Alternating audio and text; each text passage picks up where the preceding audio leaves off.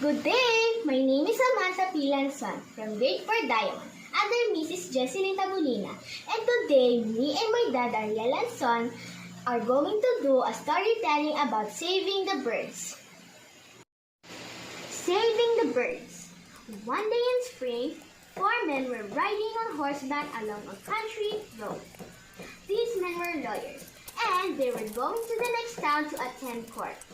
There had been a rain, and the ground was very soft. Water was dripping from the trees, and the grass was wet. The four lawyers rode along, one behind the other, for the pathway was narrow, and the mud on each side of it was deep. They rode slowly and talked and laughed and were very jolly. As they were passing through a grove of small trees, they heard a great fluttering over their heads and a feeble chirping in the grass by the roadside.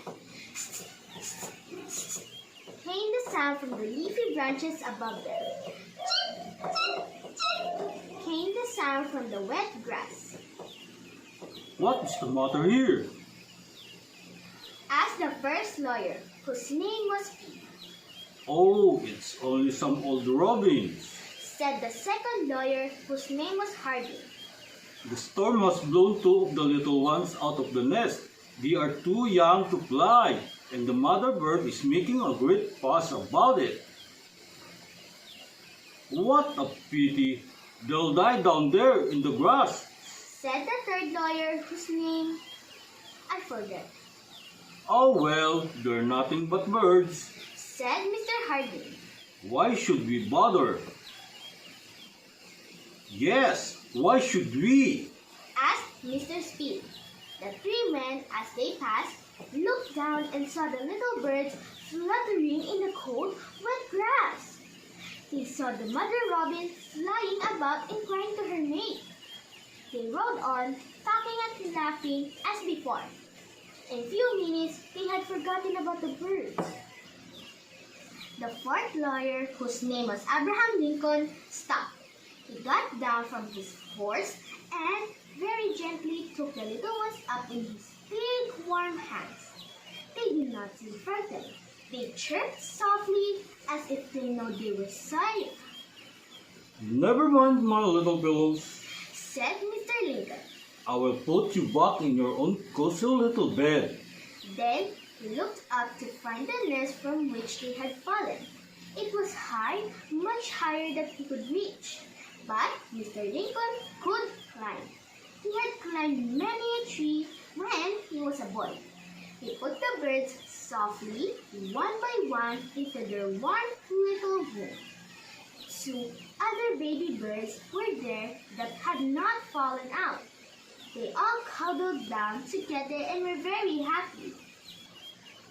Soon, the three lawyers who had ridden ahead stopped at spring to give their horses water. Where is Lincoln? Asked one. They were surprised to find that he was not with them. Do you remember those birds? Asked Mr. Speed. It is very likely he has stopped to take care of them.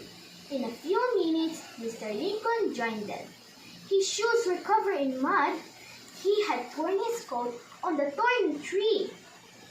Hello, Abraham. Said Mr. Harding. Where have you been? I stopped a minute to give those birds to their mother. He answered.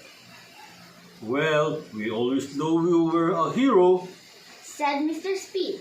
Now we know it. Then all three of them laughed heartily.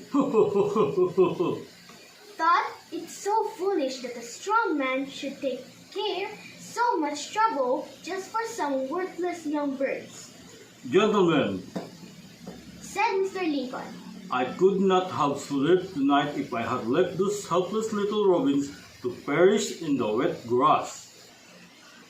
Abraham Lincoln later became very famous as a lawyer and statesman.